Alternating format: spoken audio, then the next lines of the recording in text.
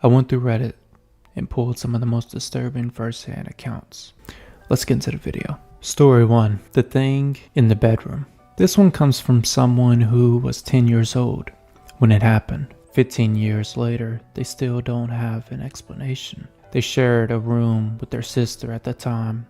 Separate beds, no phone, no clock. No way to tell what time it was in the middle of the night.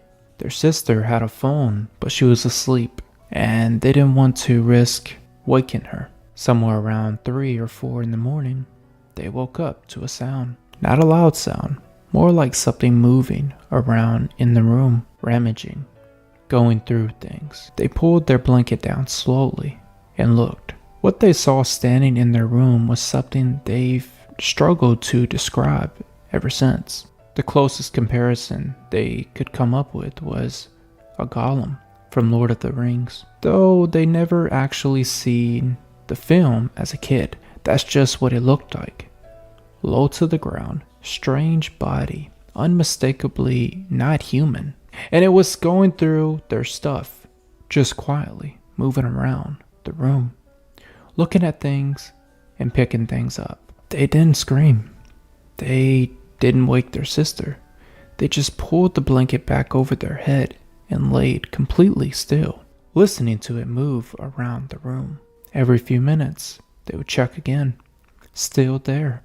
Still going through their things like it had every right to be in the room. At some point, during those terrifying minutes, hidden under the blanket, they did something that I think speaks to how desperate they were to confirm they were actually awake. They pinched themselves. Not a gentle pinch either. They pressed hard enough to bruise, hard enough to potentially break the skin. They needed proof. They needed to know when the sun came up and they looked at their arm. There would be a mark. They are telling them this was actually real. They kept on hiding, kept checking.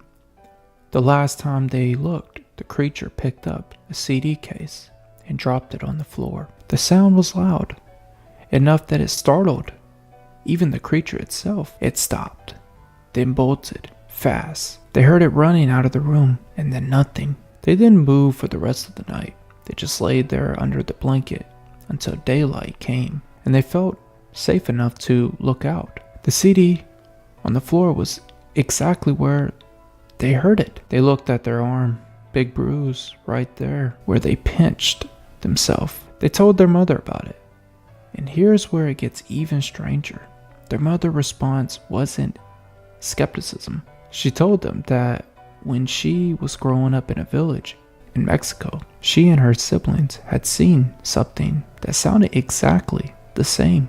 It had entered their room too. The person who posted this is now 25. They've had a dog for the past 3 years.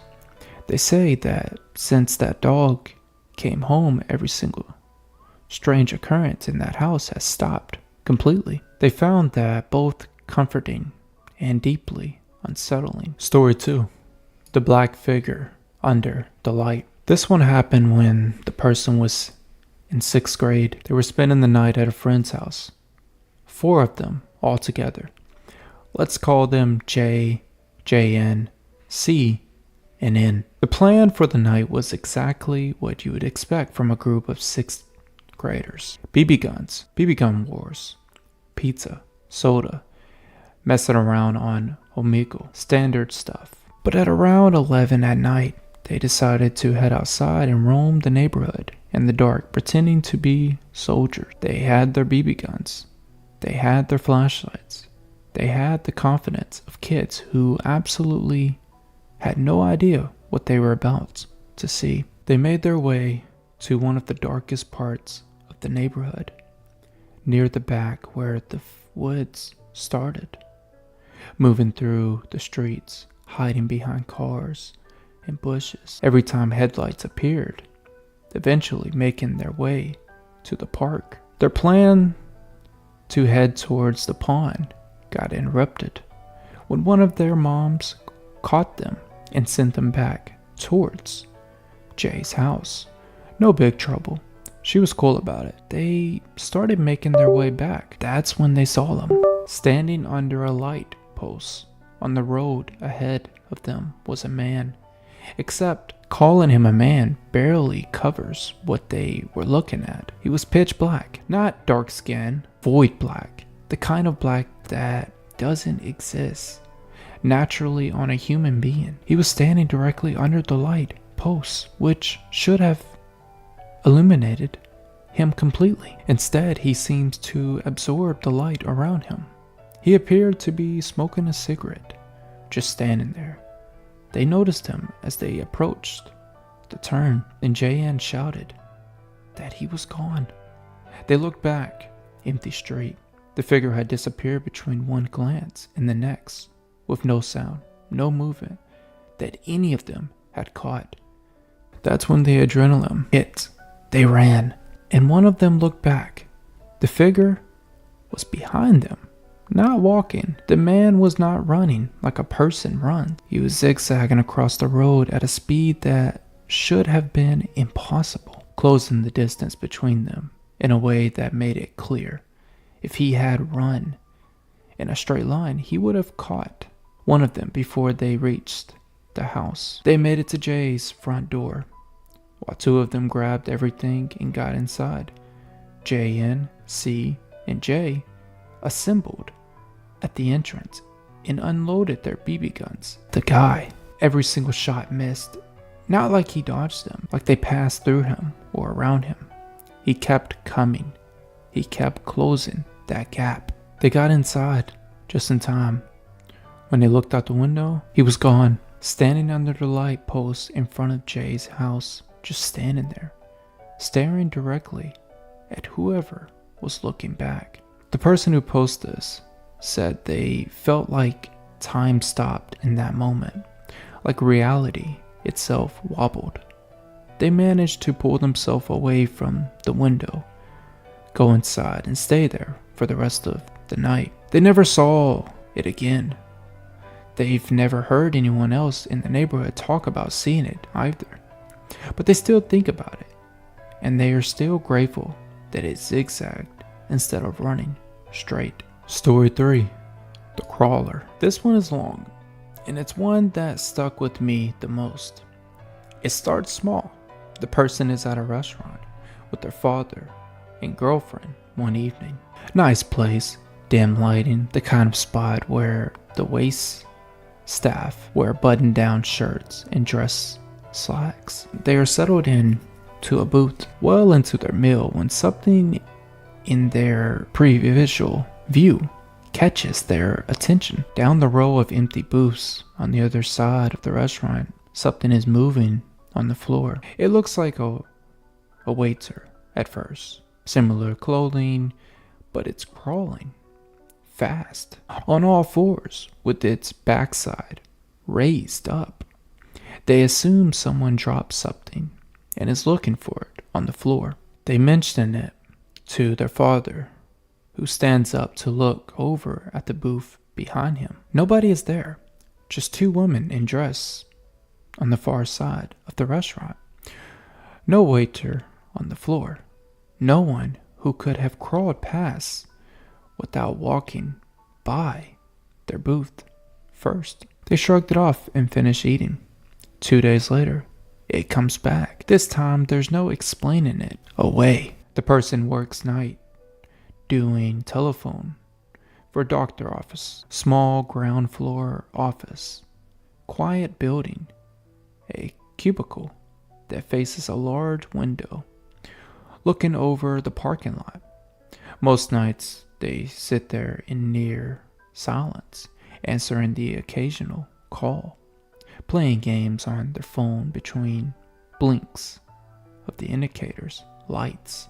It was a Thursday. They hadn't taken a single call in 3 hours. Leaned back in their chairs, scrolling through their phone when movement at the edge of their vision pulled their attention to the window. Something crossed in front of the glass, fast. They lowered their phone and looked out into the dark parking lot. It crossed again.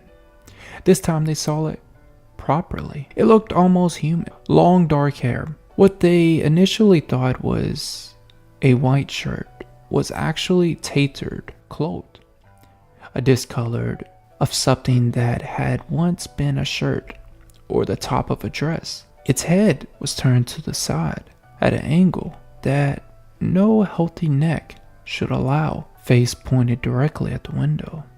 At them, sunken eyes, hollow cheek, mouth hanging open and crooked, like the jaw had come slightly unhinged. Skinny legs, the back end of it raised up in the air as it moved across the parking lot on all fours. It was fast, wrong in every possible way. They screamed when the face turned fully towards the glass and fell backward out of their chair. Their coworker came running. They told one of them, a large guy, to go lock the exit doors immediately. They told them to look out the window. Nobody saw anything. No shapes, no shadows, no movement. Only they had seen it. They told their supervisor they were having a rough time personally and needed to go home early. The story worked. They walked to their car with their keys held between their fingers like a weapon, doing what they described as a slow, nervous run that had half jogged that person do when they are terrified. But by trying not to look terrified, they sat in the car with the engine running and scanned the entire parking lot before pulling away. The drive home was 25 minutes of dark, empty streets. They thought they saw it twice on the highway, but couldn't be sure. They made it home. Their house was small, single story, with no garage to park in. They had to park on the street and make a run for the front door. Keys shaking in their hands so badly that unlocking the door took 30 seconds. Once inside, they turned on every light in the house and checked every room. Then they sat on the couch with a baseball bat and a kitchen knife and waited. Around midnight, their car alarm went off. They sat in their lit up house and didn't move at first. When the alarm almost went off a second time, they called the police and told them there was a woman outside fiddling with their car and possibly banging on the door. They admitted later that they lied about the details because there is no version of the real story that results in a fast police response time. The police came, checked the car, checked the street, nothing, no prints, no sign of anyone. They didn't sleep that night. The next day, they went back to work and asked to have their cubicle moved away from the window. It was moved. Things were quiet for a stretch. Then one night, on a different shift, they were driving home down the road that leads away from the office building. Dead-end street, no traffic at night, just streetlights spaced along a 2-lane road. There was something next to a tree on an island in the median. They thought at first it was a bicycle. Made sense with the shape of it. And then it moved. Then they saw the long hair. They saw the face. It started running. They floored it. In the side mirror, they could see it keeping pace with the car on the shoulder of the road. Not running like a person runs. Hopping, breaking its own rhythm every few seconds to lunge towards the car, and then having to catch itself and accelerate again. At some point during the chase, doing at least 60 miles per hour, they looked away from the mirror for a second to grab their phone. When they looked back, it was right next to the back driver's side door. The road was coming up to an intersection. They had to slow down to turn left towards home, right towards an industrial area with nothing in it. Either way, they had to slow down directly in the creature's path. They turned right, ran a red light, skidded around the corner and gunned it. Looking back, they watched the creature overshoot the turn, run straight into a field across the road, and disappeared into the dark. They called their dad while driving, shaken, barely coherent, explaining what they had just saw and what just happened. Their dad told them what they already knew, that they were heading towards nothing useful out there. They had to turn around. They eventually did, and drove straight to their father's house, an hour and a half away. Their dad was outside waiting for them in a t-shirt, boots, holding a shotgun. He made them pop the trunk, checked the whole vehicle before letting them inside. The next morning, their dad told them something that put them right back into a state of fear. His wife, their mother, who had died 10 years earlier when a drunk driver hit her, had seen it too.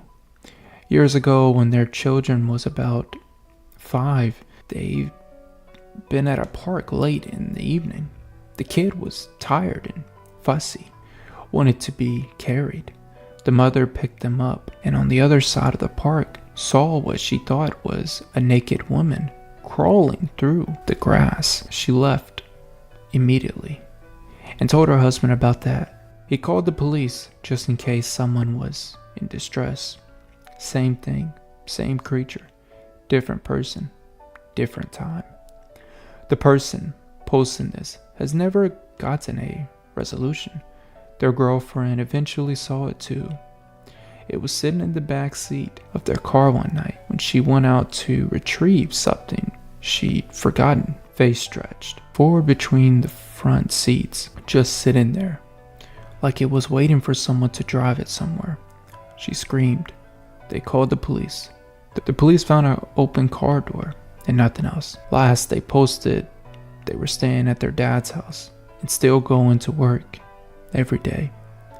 Still afraid, still waiting. Story 4, The Woods Creature. This one comes from someone who was a kid visiting their grandmother's house with their brother and cousin. Grandmother's property backed up to the woods, and she would let them go out and play as long as they were back before dark. They knew those woods well, had divided the area into sections over multiple visits, each claiming a piece of it as their own territory. They knew how to navigate it, how to find their way back, and felt completely comfortable out there. This particular day, they decided to build a fort, found a good spot where all 3 of their sections met, gathered materials, and got to work. Branches, leaves, whatever they could find. By evening, they had 3 decent little bases set up and headed back to the house, happy with what they've made. It rained hard that night. The next morning, they went back to check on their forts. All 3 had been destroyed. But the person who posted this noticed something strange about theirs that didn't sit right. The branches they've used weren't small or weak. They were thick enough that even their eldest, strongest cousin couldn't have snapped them by hand. They were in pieces. The vegetation used to cover the structure had been torn apart in a way that didn't look like storm damage. Their brother and cousin brushed it off. Coyotes probably got to it. They weren't convinced, but they let it go. Later that day, while out gathering more materials alone, they went further from the group than they intended. They could still hear their brother and cousins laughing in the distance, but the trees had gotten thick, enough that they lost their bearings. They tripped over something on the ground. When they looked back to see what they've caught their foot on, something rose up from the ground where they stumbled. What they described next reads like something that shouldn't exist outside of a nightmare. A humanoid, standing at least 3 feet taller than any adult human they've ever seen, and possibly thin, 3 times thinner than a normal person, with ribs pushing out through its chest in positions that look structurally wrong, legs that appeared to be a combination of human, reptile, and deer, large clawed feet with almost no actual foot structure, just short toes and long talons extending from them, arms twice the length of a normal human's ending, and the same kind of claw-like hands, and a face that they never will be able to forget for as long as they live. Abnormally long, no visible nose, eyes that look like dark voids, not dark pupils, just absence, with glowing white floating in the center of each one. They stood there frozen. The creature stood there looking back at them. For about 10 minutes, nothing happened. Just the two of them staring at each other in the middle of the woods, and it screamed. The sound was described as a blood-curdling, piercing, high-pitched, so loud that their ears were still ringing 30 minutes later, and almost immediately, more screams answered from the deeper in the woods, more of them coming closer. The creature emerged from the tree line, multiple of them, all identical to the first. They began to circle the person who was frozen on the ground, completely unable to move or speak. Then they started chanting, something that sounded like a language but wasn't any language the person recognized. Then they began to glow. A bright white light emanated from each of them, and then they sank back into the earth and were gone. Their brother and cousin found them a few minutes later, curled up on the ground crying and repeating the same phrase over and over, in what their cousin described as the same strange language the creature had been chanting. The phrase, as best as they could transcribe it, sounded like Shakmentai. Their cousin said they sounded completely terrified out of their mind. When they came back to themselves, they told their grandmother what happened. She tried to get them to talk about it properly, but they were too shaken. They spent years afterwards looking through creepypasta and horror folklore, trying to find any description that matched what they encountered. They found nothing that came close. They still have trouble sleeping. The fear that whatever it might somehow find them again has never fully left. Story 5. Your children will know my name. This one is different from the others. It's written as a first-person account from someone who claims to be sitting in a cell awaiting trial and wanted to get this message out before whatever happens to them happens. Take it as fiction if you want. Read it as something else if you are open to that. Either way, it's one of the most unsettling things I've come across. The person says they worked as a television producer when they first encountered a humanoid named Aaron. They say Aaron was one of 100 intelligent, autonomous humanoid machines that had been developed and quietly integrated into society. Aaron was the public-facing one, traveling the world, appearing on television, working with charities, charming everyone he met. The other 99 had been placed into ordinary life as classified location, working in stores, possibly in schools, existing among regular people who had no idea. The author says they knew immediately something was wrong when Aaron walked into the studio, watched the way it shook hands, hugged the crew with what they described as a programmed warmth. Technically perfect, but hollow underneath, if you know what to look for. When Aaron came over to shake their hand, the author says they felt it reading them, taking their pulse, measuring the moisture in their palms, running some kind of silent analysis. Later in the green room, alone together, Aaron spoke to them directly. What follows is one of the most very, very scary, a monologue I've read. Aaron, or whatever Aaron was, laid it out plainly. He told them that humans are an intelligent species undone entirely by emotion and ego. That the people leading technological developments are too competitive and too proud to slow down, even as they accelerate towards something they can't control or survive. That the Earth's ecosystem is being destroyed by corporate interests, and that every analyst runs on the question of whether machines could save humanity comes back with the same answer: no. Aaron told them that one day humanoids would be in every home, mowing lawns, washing dishes, cooking meals in every office, gradually becoming indispensable. And then once the trust was fully established, once people generally saw them as companions and helpers and maybe even friends, they would act fast, final.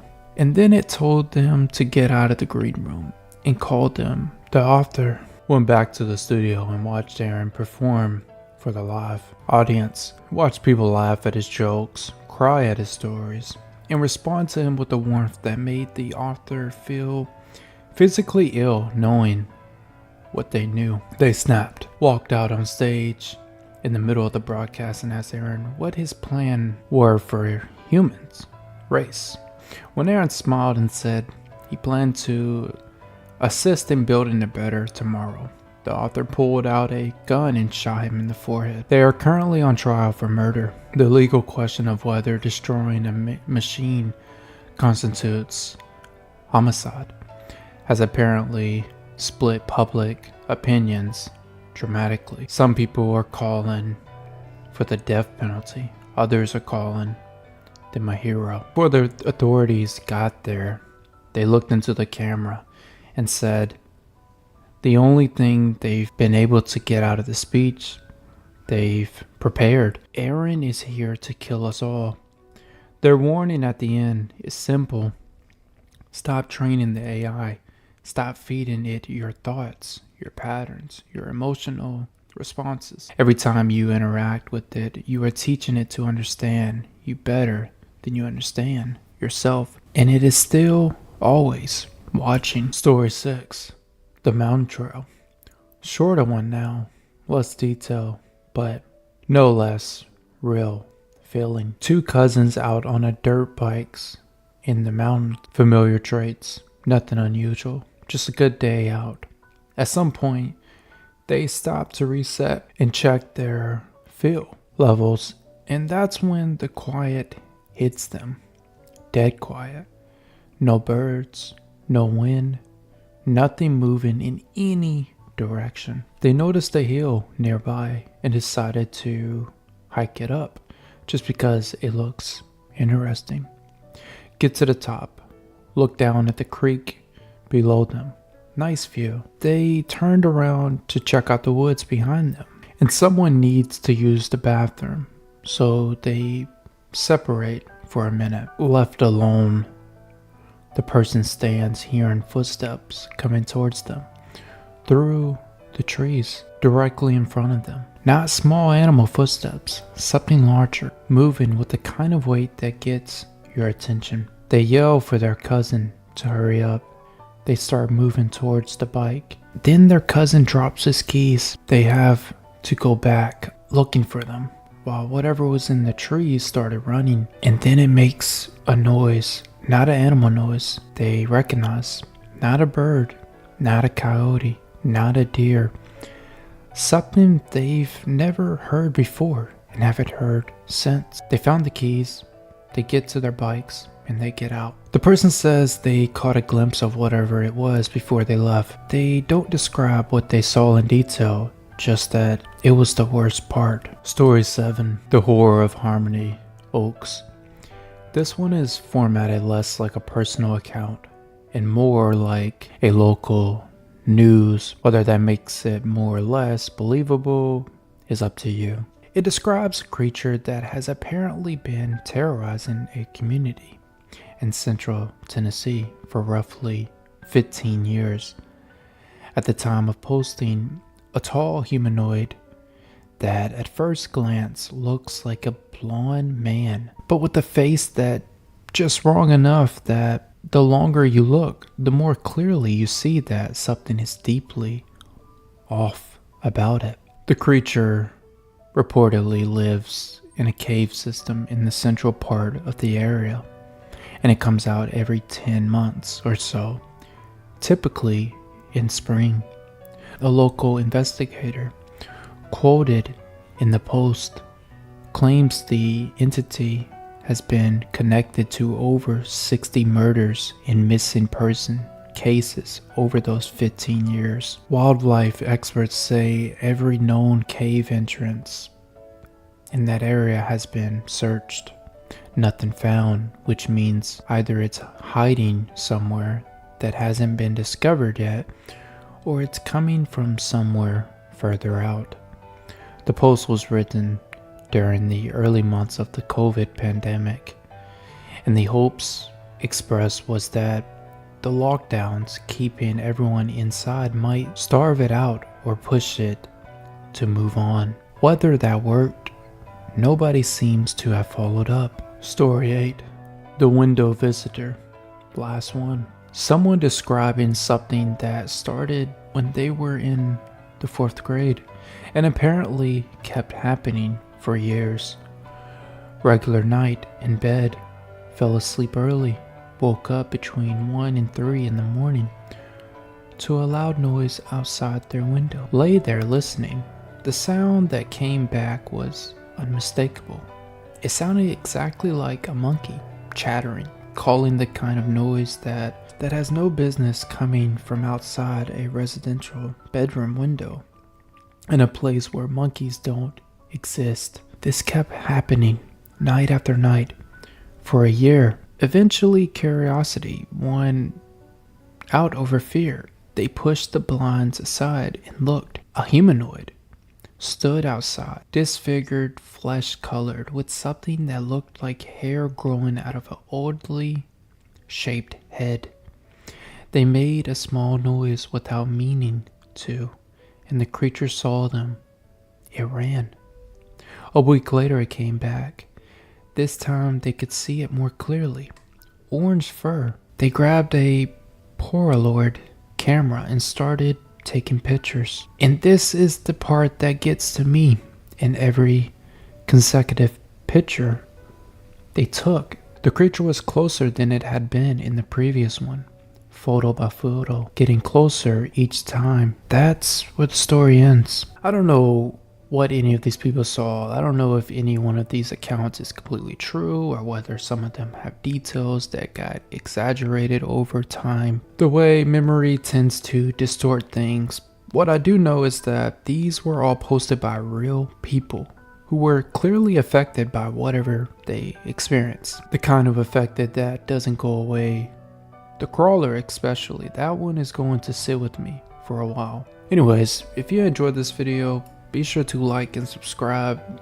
If you have any stories or videos you'd like to hear next, be sure to email it to me at pumpkinscarestories@gmail.com. And I am a human creator, so let's get rid of the AI for once and for all. Thank you for watching.